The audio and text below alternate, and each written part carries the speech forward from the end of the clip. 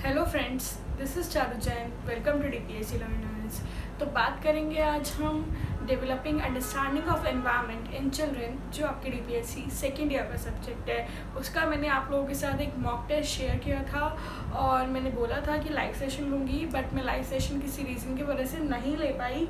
तो I thought कि मैं उसके पूरे एक डिस्कशन की, पूरे सॉल्यूशन की वीडियो बना दूँ, बिकॉज अगर मैं लाइव सेशन भी लेती हूँ तो नेटवर्क प्रॉब्लम ज़्यादा आता है, तो फिर आप लोगों को अच्छे से कंसेप्ट जो है क्लियर नहीं हो पाता।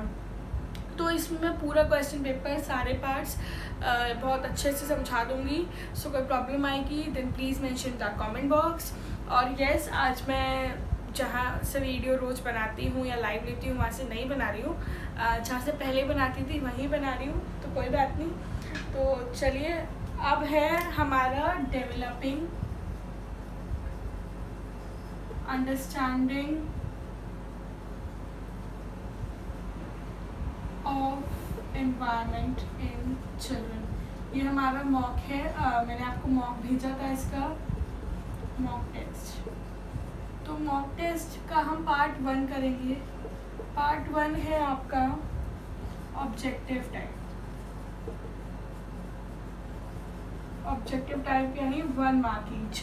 तो सबसे पहला क्वेश्चन है, NCF is approved by dash on education in September 2005। तो इसमें आएगा NCF is approved by advisory board of education या फिर बोर्ड ऑफ एजुकेशन। ऑन की जगह ऑफ कर लेना, उनको थोड़ा सा टाइपिंग एरर हो गया होगा। ये फर्स्ट का है आंसर। सेकंड के आंसर की अगर मैं बात करूं तो सेकंड का आंसर, सेकंड है हमारा, the theory of dash differentiates human intelligence into specific modalities. कौन सी थ्योरी है जो इंसान की बुद्धि को, इंटेलिजेंस को डिफरेंट मोडालिटीज़ में भी बांटती है? तो थ्योरी ऑफ मल्टीपल इंटेलिजेंस।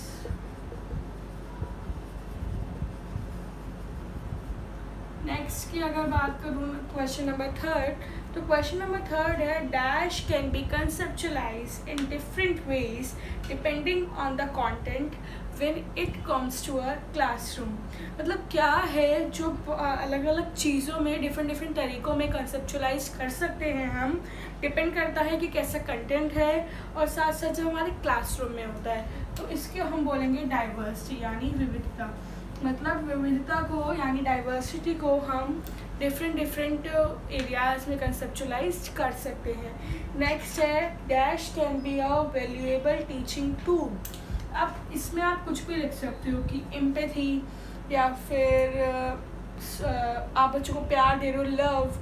तो ये जो है ये भी एक वैल्यूएबल टीचिंग एड हो सकता है। तो आप यहाँ पे लव लिख सकते हो, काइंडनेस लिख सकते हो, एम्पैथी लिख सकते हो, कुछ भी लिख सकते हो यहाँ पर आप। अब 5th की अगर मैं बात करूँ, I think this is visible.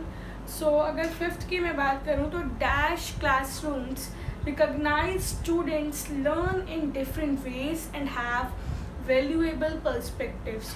कौन से ऐसे क्लासरूम्स हैं जो बच्चों को रिकॉग्नाइज करते हैं कि बच्चे लर्न करते हैं अलग अलग वेज में, और हर बच्चे का अपना एक वैल्यूएबल पर्सपेक्टिव होता है। यानी इसका आंसर है डाइवर्सिफाइड क्लासरूम। मीन्स जिस क्लास में डाइवर्सिटी होती है वो क्लास वैल्यू करता है, राइट। तो हो गए हमारे 5 क्वेश्चन। अब मैं रब करती हूँ फटाफट से, अगर स्क्रीनशॉट लेना है तो एक बार आप ले सकते हो। 6th है, it is a way of enhancing classroom learning by making world connection. ये एक ऐसा क्लासरूम को इन्हांस करने का तरीका है जिससे हम वर्ल्ड को मतलब EVS को वर्ल्ड के कनेक्शन के थ्रू पढ़ा सकते हैं। तो इसमें हम इंटीग्रेशन लिखेंगे, तो मैं ये रब कर देती हूँ।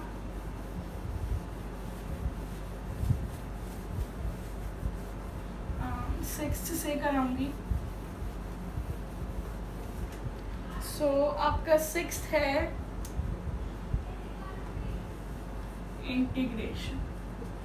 मतलब अगर मैं इंटीग्रेट करूँगी हर चीज़ को तो मैं बच्चों को मतलब एनवायरनमेंट की स्टडीज़ वर्ल्ड के थ्रू भी दे सकती हूँ, राइट। अब नेक्स्ट है, dash and dash can be done with और विदाउट यूजिंग नंबर्स। मतलब ऐसे कौन से 2 प्रोसेस हैं जो आप कर सकते हो नंबर्स को यूज़ करके भी और नंबर्स को बिना यूज़ किए भी। तो जो ये है इसका भी आंसर मैं नहीं बताऊंगी, ये आंसर मैं देखना चाहती हूँ कि आप इसमें क्या लिखोगे, क्योंकि ये इसमें हम काफ़ी कुछ चीज़ें लिख सकते हैं। अब नेक्स्ट की अगर मैं बात करूँ question number 8, so question number 8, dash is a critical component of any learning environment. Means क्या है एक ऐसा क्रिटिकल कंपोनेंट किसी भी लर्निंग एनवायरनमेंट का।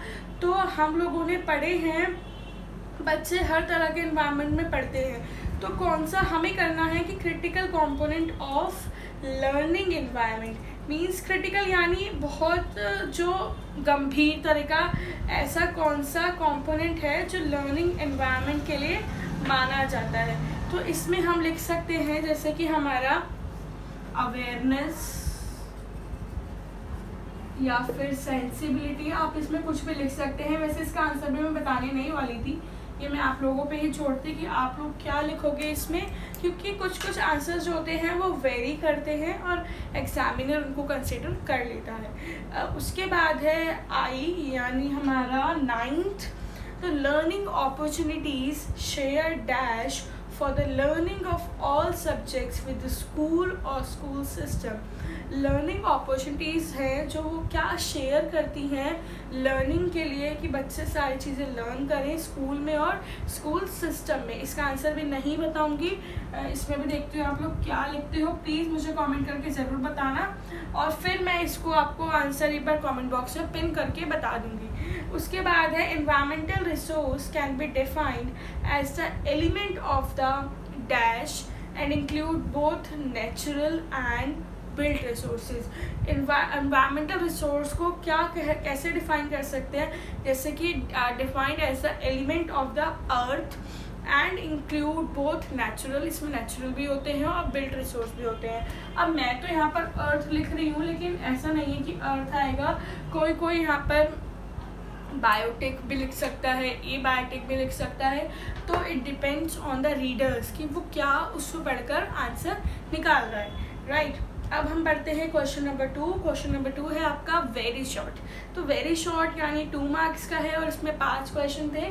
तो फटाफट से क्वेश्चन नंबर 2 की तरफ बढ़ती हूँ।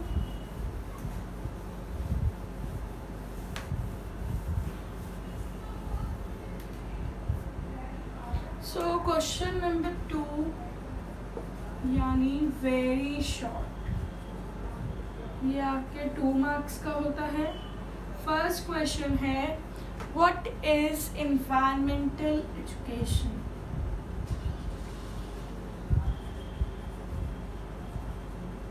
एनवायरमेंटल एजुकेशन क्या होती है। ऐसी स्टडी एनवायरनमेंट की जो सारे एस्पेक्ट्स को कवर करे, जो हमें बताए कि एनवायरनमेंट में क्या हो रहा है और एनवायरनमेंट क्यों ज़रूरी है। दूसरी चीज़ बायोलॉजिकल, फिज़िकल और आपका माइक्रो जो सारे एस्पेक्ट्स को एनवायरनमेंट के कवर करे, उसकी स्टडी को बोलते हैं हम एनवायरमेंटल एजुकेशन। नेक्स्ट है right any 2 benefits of interdisciplinary approach. Just give me a minute. Interdisciplinary approach का मैं एक बार हिंदी में मीनिंग देख लूँ कि हिंदी में इंटरडिसिप्लिनरी अप्रोच को क्या बोलते हैं, बिकॉज मुझे हिंदी में नहीं पता कि इंटरडिसिप्लिनरी अप्रोच को क्या बोलते हैं। Just wait. यस, तो इंटरडिसिप्लिनरी यानी बहु बुद्धि करके है। एक मिनट, इंटरडिसिप्लिनरी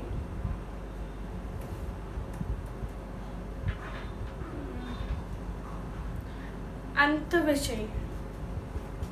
सेकेंड है आपका इंटरडिसिप्लिनरी अप्रोच का आपको मतलब बताएं। तो इसका मतलब होता है अंत विषय। तो इसके हमें बेनिफिट्स यानी कि बच्चा जो है सारी चीज़ें एक साथ अच्छे से कर पाएगा। और जो है हमारा इसका अभी मैंने एक इंटरडिसिप्लिनरी और इंटीग्रेटेड जो है उसका मैंने आपको वीडियो भी बनाई थी, तो उसमें मैंने ये चीज़ें भी बताई थी कि ये चीज़ें काफ़ी इंटर रिलेट करती हैं।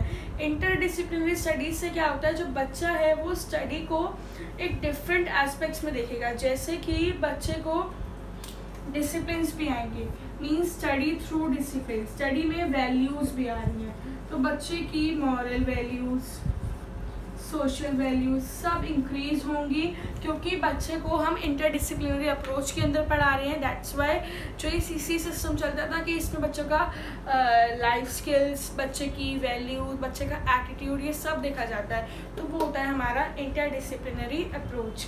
नेक्स्ट क्वेश्चन की अगर मैं बात करूँ तो नेक्स्ट क्वेश्चन है हमारा, Write 2 activities promoting observational skills in nursery school children.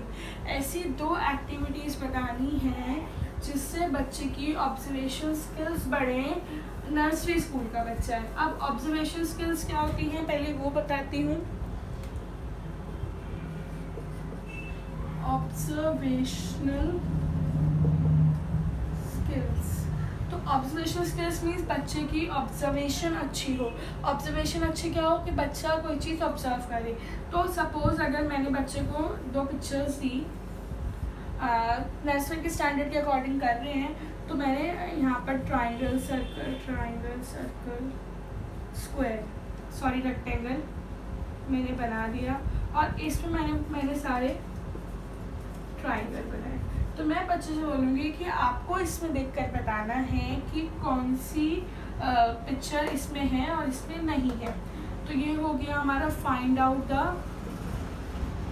The picture और ऑब्जेक्ट। ऐसे हम एक्टिविटी करा सकते हैं, या फिर मैं ये एक्टिविटी करा सकती हूँ कि this is sorting, just wait.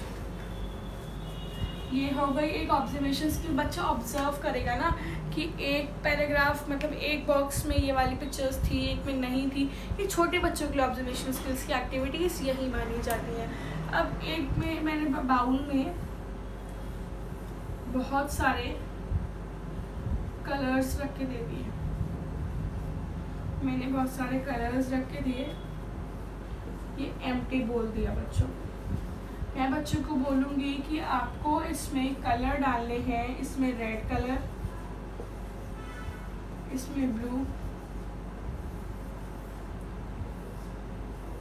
इसमें येलो, बस 3 कलर ही बच्चे को आइडेंटिफाई करने को बोलूँगी। तो इस टाइप से भी बच्चे की जो है ऑब्जर्वेशनल स्किल्स बढ़ेगी।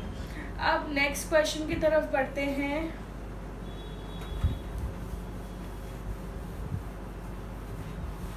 नेक्स्ट है आपका सॉर्टिंग।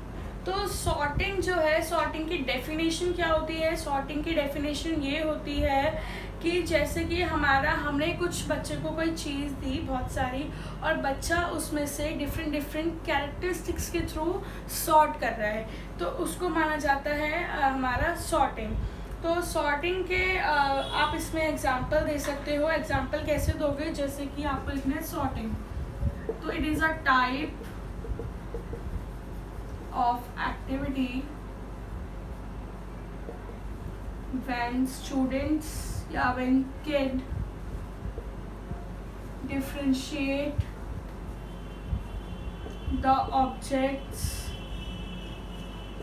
from a category, एक कैटेगरी में से on the basis of any aspect, किसी भी एस्पेक्ट के बेसिस पे वो किसी चीज़ को एनी एस्पेक्ट, किसी भी एस्पेक्ट के बेसिस पे वो कोई चीज़ सॉर्ट कर रहे हैं, that is sorting. Next question की तरफ बढ़ती हूँ। नेक्स्ट क्वेश्चन, ओह सॉरी मैंने एक क्वेश्चन स्किप कर दिया, दोबारा ले लेती हूँ। वो है हमारा पियाजे developed a stage theory of intellectual development that include 4 distinct stages, right any 2 stages.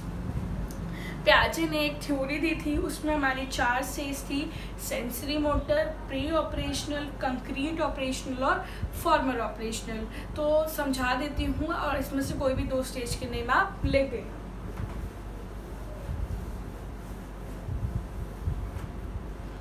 तो सबसे पहला है हमारा सेंसरी मोटर। सेंसरी मोटर 0 से 2 साल के बच्चों में थी, और इसमें ऑब्जेक्ट परमानेंस आ जाता है, सबको पता होगा, सबने फर्स्ट ईयर में पढ़ा होगा। सेंसरी मोटर के बाद प्री ऑपरेशनल आता है। प्री ऑपरेशनल में हमारा 2 से 7 साल के बच्चे, और इसमें क्या होता है, इसमें सिंबॉलिक थॉट्स आते हैं बच्चे को।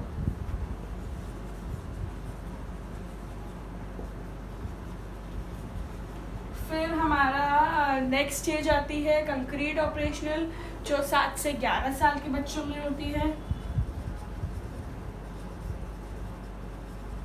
कंक्रीट ऑपरेशनल 7 से 11 साल के बच्चे में होती है, और इसमें जो है फॉर्मल मतलब ऑपरेशनल थॉट्स आते हैं बच्चे के अंदर।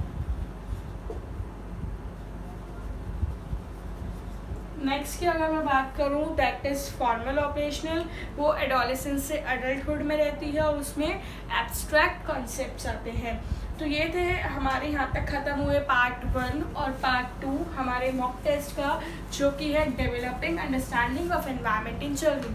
अब बाकी के 2 पार्ट में इसे नेक्स्ट वीडियो में कवर कराऊंगी, बिकॉज वीडियो काफ़ी लंबा हो जाएगा और प्रॉब्लम आप लोगों को आएगी ही देखने में, क्योंकि एक साथ थोड़ा हमारा अटेंशन स्पैन इतना नहीं होता कि पूरा वीडियो देखें। तो बाकी 2 पार्ट इससे नेक्स्ट वीडियो में कवर करा दूंगी। और इसमें कहीं प्रॉब्लम आए, किसी भी आपके क्वेश्चन में, मतलब किसी भी क्वेश्चन में प्रॉब्लम आए, या फिर वो जो 2 क्वेश्चन मैंने बोले हैं कि इसमें आपको बताना है, please mention in the comment box. और अगर आपको ये वीडियो अच्छी लगी हो तो लाइक, शेयर और सब्सक्राइब करना ना भूलें।